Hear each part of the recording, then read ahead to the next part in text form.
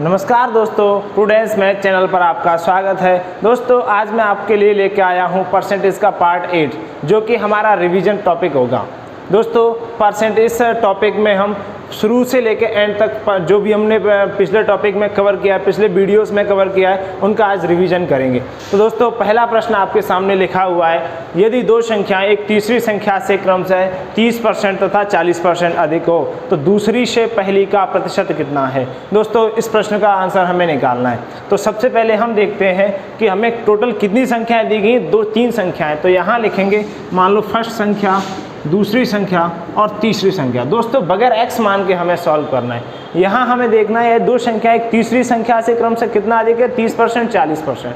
हमें तीसरी संख्या नहीं पता तो हम यहाँ कितना मान लेंगे, मान लो कि तीसरी संख्या हमारी कितनी है, 100 है। तो पहली कितना अधिक है, 30%। तो 100 से 30% अधिक कितना हो जाएगा दोस्तों, 130। दूसरा कितना अधिक है, 40%। तो कितना हो जाएगा, 140। अब यहाँ से आपको निकालना है तो सबसे पहले हम क्या करेंगे, रेशियो निकालेंगे इन सबका। तो 0 0 0 कैंसिल हो जाएगा सबका। अब मुझे पूछा है दूसरी से पहली का प्रतिशत कितना है। दोस्तों ज़्यादातर कन्फ्यूजन यही होता है, बस इस बात को ध्यान से समझना है। दोस्तों एक बात मैं समझाना चाहता हूँ आपको कि जिस डिजिट के आगे यहाँ पे देखना से और का जो होते हैं वो संबंध दिखलाने वाले शब्द होते हैं।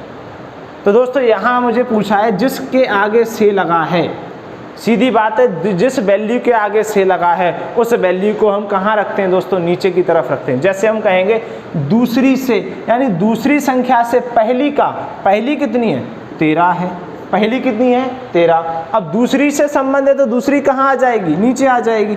अब क्या पूछा है, प्रतिशत कितना है। तो प्रतिशत निकालेंगे दोस्तों, क्या करेंगे, 100 का गुणा कर देंगे। तो यहाँ से हम देखेंगे कितना हो जाएगा, 1300/14 निकालोगे तो 14 में 126 कितना हो जाएगा, 4 14 दूनी 28 कितना बचेगा, 14 दूनी 28 12 कितना बचेगा दोस्तों, 12/14। तो यहाँ से हम निकालेंगे कितना हो जाएगा, 2 छक्के 12 2 सत्ते 14, दोस्तों कितना हो जाएगा, 92 सही 6/7%। यही हमारा दोस्तों आंसर होगा। कितना आंसर होगा, 92 सही 6/7%। दोस्तों आशा करता हूँ आपको समझ में आया होगा। चलिए अगले प्रश्न की ओर देखते हैं। चलिए दोस्तों दूसरा प्रश्न आपके सामने लिखा हुआ है, किसी वस्तु के मूल्य में पहले 10% की वृद्धि, इसके उपरांत 20% की वृद्धि की गई। यदि अंतिम बढ़ा हुआ मूल्य ₹33 हो तो प्रारंभिक मूल्य बताइए। दोस्तों यहाँ पे मुझे प्रारंभिक मूल्य ज्ञात करना है। तो हम मान लेते हैं हमारा प्रारंभिक मूल्य क्या था दोस्तों, x रुपये था। कितने रुपए था, x रुपये था। अब आपको कहा गया है x रुपये में कितनी वृद्धि की गई, पहले 10% की वृद्धि की गई। तो दोस्तों आपको पता है 10% का फ्रैक्शन कितना होता है, 1/10, यानी कि 10 था। अब 10% वृद्धि यानी कि ये कितना हो गई, 1। तो कितना हो जाएगा, 11/10। ये दोस्तों पहले पिछले वीडियोस में हम पढ़ के आए। अगर आपने नहीं पढ़ा है तो नीचे डिस्क्रिप्शन में आपको लिंक मिल जाएगा और चैनल पे जाके सभी वीडियोस को आप देख सकते हैं। चलिए बात करते हैं इसके उपरांत, यानी कि 10% वृद्धि कर दी गई। और 10% वृद्धि करने के बाद क्या हुआ, 20% की वृद्धि की गई। 20% की बात करेंगे दोस्तों कितना होता है, 1/5, यानी 5 था, 20% वृद्धि तो कितना हो गया, 1 और बढ़ गया, कितना हो जाएगा, 6/5। अब इतनी वृद्धि करने के बाद अंतिम बढ़ा हुआ मूल्य आपको दे रखा है, कितना दिया है, 33। कितना दिया है, 33 दोस्तों। तो यहाँ से हम निकाल लेंगे, 11 से काटेंगे, 11 33, 3 से काटोगे, 3 दूनी 6, 2 पंचे 10। तो यहाँ से दोस्तों कितना हो जाएगा, x बराबर कितना हो जाएगा दोस्तों, 25। यही यानी कि प्रारंभिक मूल्य हमारा कितना था, 25 रुपये। चलिए दोस्तों अगले प्रश्न की ओर देखते हैं। चलिए दोस्तों तीसरा प्रश्न और सबसे महत्वपूर्ण प्रश्न, यानी परसेंटेज का सबसे महत्वपूर्ण प्रश्न आपके सामने लिखा हुआ है। दोस्तों चीनी के मूल्य में 10% कमी होने पर कोई गृहिणी 1116 रुपये में 6.2 किलोग्राम चीनी अधिक खरीद सकती है। चीनी का घटा हुआ मूल्य प्रति किलोग्राम कितना है दोस्तों, हमें ये बताना है। आपको क्वेश्चन सॉल्व करना है पॉज करके। कितनी क्या हम इसे सॉल्व कर पाते हैं, वीडियोस को देख के पिछले को अगर हम सॉल्व कर पाते हैं तो बहुत अच्छा है, नहीं तो मैं आगे बता रहा हूँ, आपको समझना है। तो इसको सॉल्व करेंगे दोस्तों हम। तो सबसे पहले हमें ये कहा गया 10% कमी होती है। तो मुझे नहीं पता, मैंने कहा 100% था, 100 रुपये किलो का था और 10% कमी हुई तो दोस्तों कितना रह गया, 100 में तो 10% घटाएंगे, कितना रह गया, 90। अब क्या हुआ, कोई गृहिणी 1116 रुपये में इतना चीनी अधिक खरीद सकती है। तो अधिक खरीदने का रीज़न क्या था, उसको छूट कितने का मिला, कितने का फ़ायदा हुआ, 10%, यानी कि 10 रुपये का फ़ायदा हुआ। 10 रुपये का फ़ायदा हुआ कि पहले कोई चीज़ 100 में मिलती थी, अब कितने मिल रही है, 90 में। तो यहाँ से मुझे डिफरेंस निकाला, हमने देखा डिफरेंस हमारा कितने निकल के आ रहा है, 10 का। और कितने पे निकल के आ रहा है दोस्तों, 90 पे। कितने पे निकल के आ रहा है, 90 पे। यहाँ से हम हटाएंगे तो 0 से 0 कैंसिल हो जाएगा। तो इसका मतलब ये हुआ दोस्तों, अगर हमारी वास्तविक खपत क्या थी, 9 किलो थी, 9 किलो थी। कितना थी दोस्तों, वास्तविक खपत हमारी कितना थी, 9 किलो। लेकिन मूल्य में कमी होने के कारण अब कितना और बढ़ गई, कितना और अधिक हो गई। तो यहाँ से हमने देखा 1 किलो और अधिक हो गई। अब एक दोस्तों यहाँ पे 1 किलो अधिक नहीं, वो कितना अधिक बता रहा है, 6.2 किलो अधिक खरीद सकता है। यानी कि मूल्य में कमी होने पर हमारा प्रश्न कह रहा है 1 अधिक खरीदता है, लेकिन 1 नहीं, प्रश्न क्या कह रहा है, 6.2 किलोग्राम अधिक खरीद सकता है। इसका मतलब क्या हुआ कि 1 यूनिट का मान हमारा कितना हो गया, 6.2 किलोग्राम। कितना हो गया, 6.2 किलोग्राम।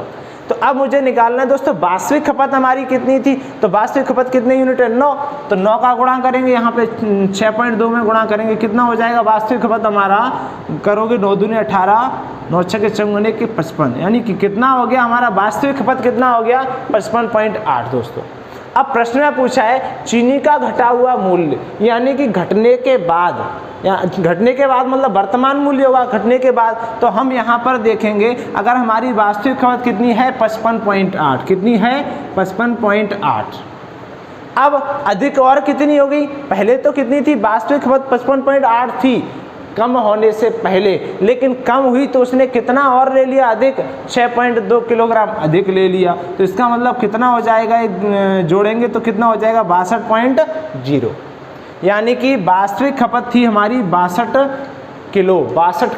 अब कितने रुपए में थी दोस्तों, यहाँ मुझे कह रहा है 1116 रुपये में। तो 1116 में दोस्तों अगर हम 62 का भाग देंगे तो यहाँ से मुझे पता चल जाएगा कि घटा हुआ मूल्य प्रति किलोग्राम कितना है। तो दोस्तों भाग दोगे 2 8, तो इसका हमारा जाएगा 18 बार। कितनी बार जाएगा, 18। तो यहाँ हो जाएगा 18 रुपये प्रति किलो। ये हमारा क्या था, वास्तविक घटा हुआ मूल्य है। चलिए दोस्तों अगले प्रश्न की ओर देखते हैं। अगला प्रश्न, चलिए दोस्तों चौथा प्रश्न आपके सामने लिखा हुआ है कि एक व्यक्ति की मासिक आय 13,500 रुपये थी तथा उसका मासिक व्यय यानी कि खर्च 9,000 रुपये था। अगले वर्ष उसकी मासिक आय में 14% की वृद्धि हुई तथा व्यय में 7% की वृद्धि हुई। अब बताना है उसकी बचत में कितने प्रतिशत की वृद्धि हुई। दोस्तों इस प्रकार के प्रश्नों को सॉल्व करने के लिए मुझे एक बात का ध्यान रखना है, नीचे देखना है कितने प्रतिशत की वृद्धि पूछा गया है कि कितने रुपए की वृद्धि पूछा गया है। तो दोस्तों यहाँ मुझे प्रश्न में पूछा गया प्रतिशत की वृद्धि। तो दोस्तों प्रतिशत की वृद्धि है तो इसे बहुत ही आसानी से हम निकाल पाएंगे। हमें ये देखना है प्रतिशत दिया है तो हमें आय और व्यय का रेशियो निकाल लेना है। तो यहाँ से हम देखेंगे उसकी आय कितनी थी। आय को दोस्तों हम लिखते हैं इनकम आई से डिनोट करेंगे, और व्यय कितना है यानी कि एक्सपेंडिचर कितना है उसे ई से डिनोट करेंगे। उसके बाद जब उसने आय इतनी है एक्सपेंडिचर इतना है तो भाई सेविंग भी कुछ ना कुछ होगी, यानी बचत भी उसकी कुछ ना कुछ होगी। तो हम यहाँ लिखेंगे। अब आपको दे रखा है कि मासिक आय कितना है 13,500, यानी कि इनकम है उसका कितना 13,500, व्यय कितना है 9,000। तो सीधी बात है व्यय 9,000 है तो सेविंग कितना होगा उसका 13,500 में से अगर 9,000 घटाओगे तो कितना निकल के आएगा 4,500। दोस्तों यही तो निकल के आएगा हमारा।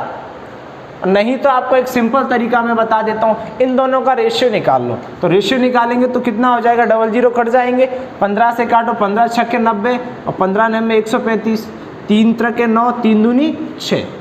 दोस्तों यहाँ से हमें पता चला कि हम डायरेक्ट रेशियो लिख सकते हैं, यहाँ पे बिल्कुल लिख सकते हैं। तो इससे हम हटा देते हैं वैल्यू, तो यहाँ पे डायरेक्ट रेशियो लिख देते हैं। कितना आ रहा है हमारा 3:2। कितना रेशियो आ रहा है हमारा 3:2, यानी कि आय अगर 3 थी उसमें से 2 उसने खर्च कर दिया। तो बताइए कि खर्च करने के बाद 2 खर्च करने के बाद बचाया कितना। दोस्तों हमारे हिसाब से 1 यूनिट बचाया।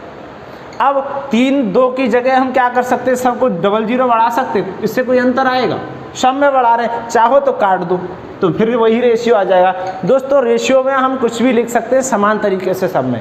अब सिंपल प्रश्न में ये पूछा गया है, अगले वर्ष की बात कर रहे हैं, मासिक आय में 14% की वृद्धि हुई, यानी कि दोस्तों उसकी 300 आय थी, 300 का 14% निकालोगे तो दोस्तों कितना हो जाएगा, तो यहाँ पे मैं सिंपल तरीके से बता रहा हूँ, 300 का 14/100, 0 कितना हो गया, 14 × 42, यानी कि 42 और प्लस हो जाएगा इसमें, तो कितना हो जाएगा 342।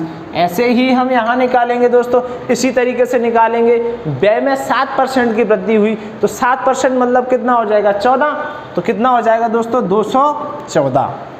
अब आपको प्रश्न में पूछा है कि बताइए उसकी बचत में कितने % वृद्धि हुई। दो आय इतनी थी, खर्च इतना, तो दोस्तों बचेगा कितना, तो इसमें से घटाएंगे, 12 में से 4 8 हो जाएगा, 4 में से 2 कितना हो जाएगा 2, कितना हो जाएगा दोस्तों 2, बिल्कुल। और यहाँ देखेंगे कितना हो जाएगा 1, तो हमारा दोस्तों सेविंग कितना निकल के आया 128। अब पूछा है सेविंग में कितने, यानी बचत में कितने % की वृद्धि हुई। दोस्तों 100 पहले कितना था, अगर आय 100 था, अब कितना हो गया 128। तो दोस्तों ध्यान रखना, 100 पे अगर कोई बढ़त होती है तो कितने % होगी, 100 का अगर 128 हुआ है तो कितने % बढ़त हो जाएगी दोस्तों 28%। यही हमारा आंसर है। चलिए दोस्तों अगले प्रश्न की ओर देखते हैं। अगला दोस्तों अगला प्रश्न आपके सामने लिखा हुआ है, मिश्रण से संबंधित प्रश्न है, जो कि परसेंटेज में हम लोग सॉल्व करेंगे। 50 किलोग्राम शीशे व टिन के मिश्रण में 60% शीशा है। इस मिश्रण में कितना शीशा मिलाने पर बने मिश्रण में 75% शीशा हो जाएगा। चलिए दोस्तों शुरुआत करते हैं। मिश्रण किसका है, शीशा और टिन का। हम यहाँ लिखते हैं दोस्तों शीशा और टिन का हमारा मिश्रण दिया गया। इसमें 60% शीशा है। शीशा कितना है दोस्तों 60%, तो टिन कितना होगा 40%। तो यहाँ से हम रेशियो निकालेंगे, इसका कितना हो जाएगा 3:2, ये रेशियो हो जाएगा। 20 से काटोगे 20 × 60, 20 दूनी 40। अब आगे मुझे कहा गया है इस मिश्रण में कितना शीशा मिलाया जाए, यानी कि शीशे को मिलाया गया है। मिश्रण में 75% शीशा हो जाए, शीशा क्या हो जाए 75% हो जाए। तो अगर शीशा 75 हो रहा है तो टिन कितना बचेगा भाई 25 बचेगा। काटोगे तो 25 × 75 और 25 से कम 25। अब दोस्तों इस बात को ध्यान रखना है, यहाँ पे ऐसे क्वेश्चनों को ये देखना है कि इसमें मिलाया क्या जा रहा है। तो हमने देखा शीशा मिलाया जा रहा है, भाई टिन तो वैसा का वैसा ही है, टिन में तो कोई बदलाव नहीं है। तो टिन में यानी कि इधर 2 था तो इधर 1 कैसे हो सकता है, जब कोई बदलाव किया ही नहीं हमने। तो क्या करेंगे, दोनों को बराबर करेंगे। तो इधर क्या करोगे 2 का गुणा, 2 × 2 इधर भी बराबर हो गया 2 हो गया। तो इसका मतलब इसमें भी क्या होगा 2 का गुणा होगा। तो यहाँ हम निकालेंगे टोटल कितना हो जाएगा 5, और यहाँ निकालेंगे 6 और 2 8।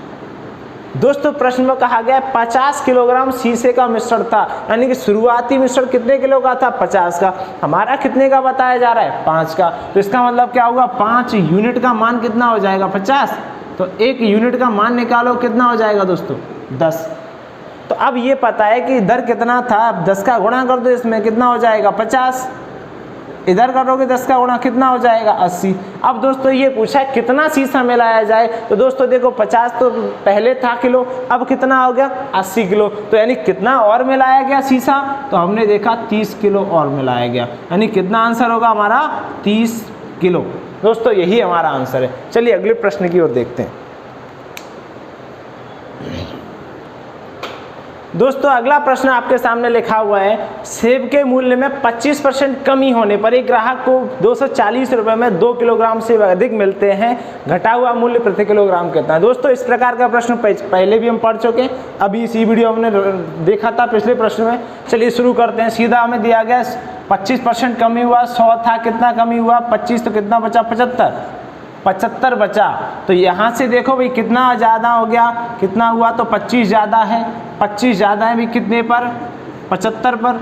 तो यहाँ से रेशियो काटेंगे तो कितना हो जाएगा 25 से कम 25, 25 दिया 75। तो हमारा कितना आ गया रेशियो 1/3।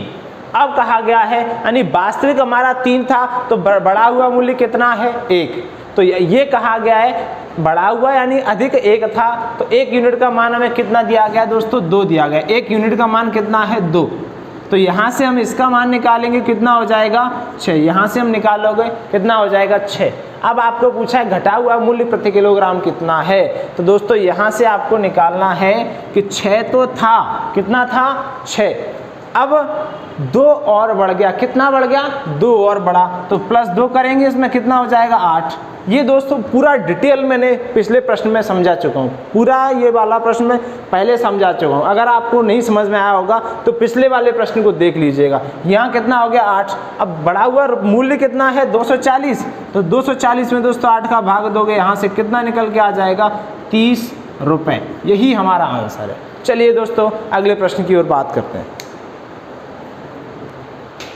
दोस्तों अगला प्रश्न आपके सामने लिखा हुआ है, यदि मिटाने वाली रबड़ों के भाव में 25% कमी हो जाए तो कोई व्यक्ति 1 रुपये में 2 रबड़ और अधिक खरीद सकता है।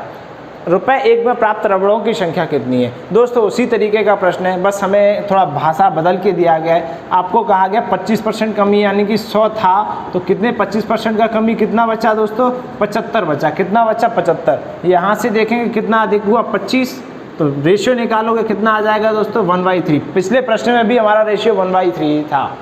अब आपको कहा गया है कितना अधिक खरीद सकता है, यानी कि पहले 3 खरीदता था, अब कितना अधिक खरीद रहा है 1 रुपये में 2 अधिक खरीद रहा है। तो हमने कहा यहाँ पे 1 था, कितना था हमारा दोस्तों 1 रुपये था, तो 1 में कितना और अधिक खरीद रहा है 2, तो इसका मतलब क्या हुआ 1 यूनिट का मान हमारा कितना हो गया 2।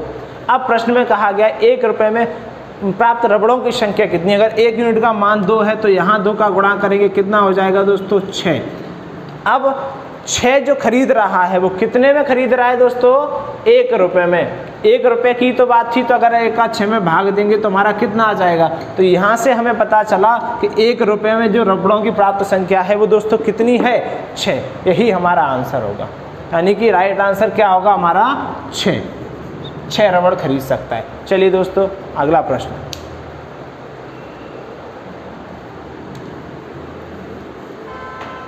चलिए दोस्तों 8वां प्रश्न आपके सामने लिखा हुआ है, एक कक्षा में 3 सेक्शन हैं जिनमें क्रमशः 40, 50 तथा 60 छात्र हैं। इनमें से क्रमशः 10%, 20% तथा 10% उत्तीर्ण हुए।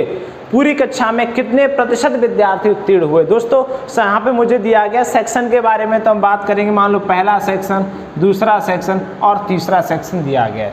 अब इसमें संख्या भी दी गई, कितना 40, 50 और 60 छात्र दिए गए दोस्तों। अब इसमें कहा गया है 40 छात्रों का, यहाँ पे क्या है दोस्तों रेशियो हम बना सकते हैं, इसको रेशियो निकाल लेंगे।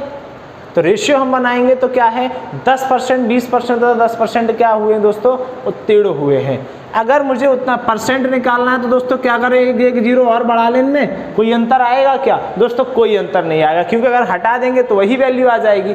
अब आपको प्रश्न में कहा गया है 10% बढ़ाया गया है, तो 400 का 10% दोस्तों कितना होता है, कितना होता है 40। कितना होता है दोस्तों 40। क्या हुए इसमें पास हो गए, कितने पास हो गए 40 पास हो गए। अब मुझे कहा गया है दूसरे की बात करेंगे 20%, तो 500 का दोस्तों 20% कैसे निकालते, इसी प्रश्न में मैंने आपको बताया हुआ है। तो 500 का 20% निकालोगे कितने हो जाएंगे दोस्तों, कितने हो जाएंगे 5 दूनी 10, कितने हो जाएंगे दोस्तों 10 छात्र हो जाएंगे। सॉरी 500 का 10%, 20% निकालोगे तो यहाँ से हम लोग निकाल लेंगे 500 का 20% निकालोगे कितने हो जाएंगे 100 छात्र हो जाएंगे दोस्तों। कितने हो जाएंगे 100 छात्र हो जाएंगे। अब कहा गया तीसरे में बताया गया है 600 के 10% छात्र उत्तीर्ण होंगे। 10% कितने उत्तीर्ण होंगे दोस्तों 10%, तो यहाँ से 600 का 10% निकालेंगे दोस्तों कितना हो जाएगा हमारा 60। कितना हो जाएगा दोस्तों 60। अब आपको कहा गया है कि कितने प्रतिशत विद्यार्थी उत्तीर्ण हुए, तो सबको प्लस करेंगे हम दोस्तों, कितना निकल के आ जाएगा 100 और 60 और 40 कितना हो गया 200। तो टोटल हमारा परीक्षा उत्तीर्ण हुए 200। अब थे कितने हमारे पास 600, 400, 1000 और 500 1500। कितने थे दोस्तों 1500।